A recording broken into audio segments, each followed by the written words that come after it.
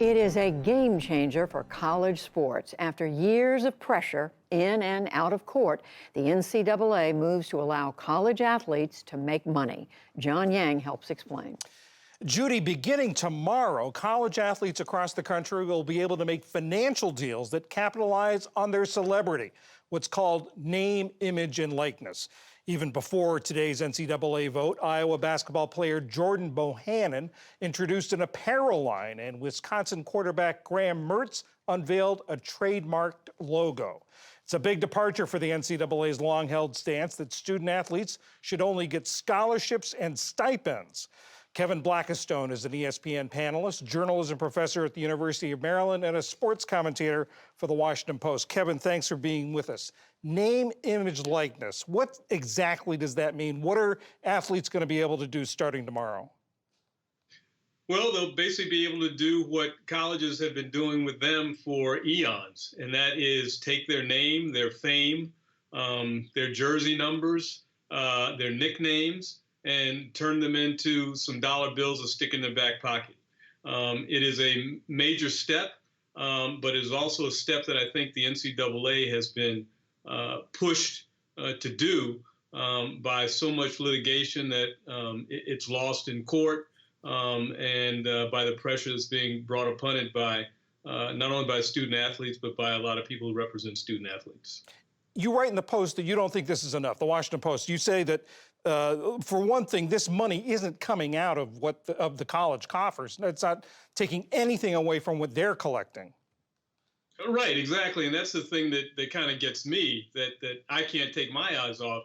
The real problem is that these players, most of whom, by the way, are black males, when you talk about the revenue-generating sports of basketball and football, are generating gazillions of dollars for the NCAA.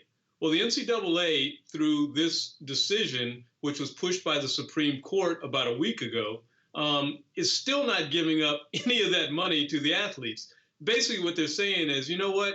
You want to earn some money on your own, and go out there and do it. Just like you and I when we were growing up and we wanted to earn a few bucks by cutting the neighbor's grass. That's basically what they're allowing them to do.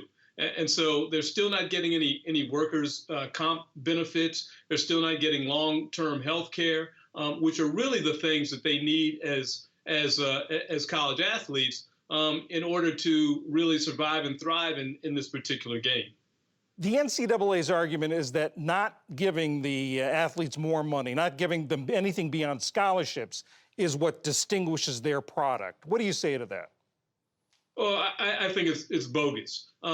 Basically, what the NCAA is still doing, and what the courts basically allowed them to do, because they really didn't rule on this, is to say that the college game is an amateur game, and that is what is hogwash. Everybody who goes to a college game is either handing over money or making money. Everyone except the athletes who everyone goes to see. And that's really what needs to be fixed. So maybe this is a foot in the door at fixing that problem, but that right now is all it is. And unless and until that gets fixed, I'm hard-pressed as a fan and as a journalist to really celebrate all what has happened in the past week.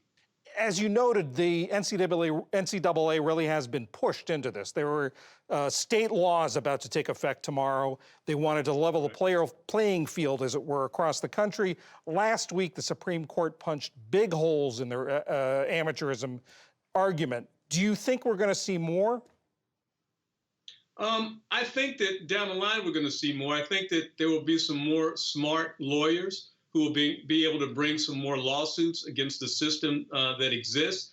And I think that the fact that now you are basically saying, okay, these athletes really aren't amateurs because they are able to earn some money off of the sport that they play, really is going to take the cover off of what's been going on in college sports for a very long time. You know, the funny thing about this is, John, is that the architect of the modern NCAA, Walter Byers, basically wrote a confessional, a memoir back in the mid-1990s called Unsportsmanlike Conduct, Exploitation of the College Athlete. He explained everything that he did with college sports and pointed out the problems with it. And finally now, all these years later, people are coming to grips with it. And these athletes need to be treated like the employees of the industrial complex of higher education and athletics combined that they really are. Kevin Blackistone, thank you very much. Thank you.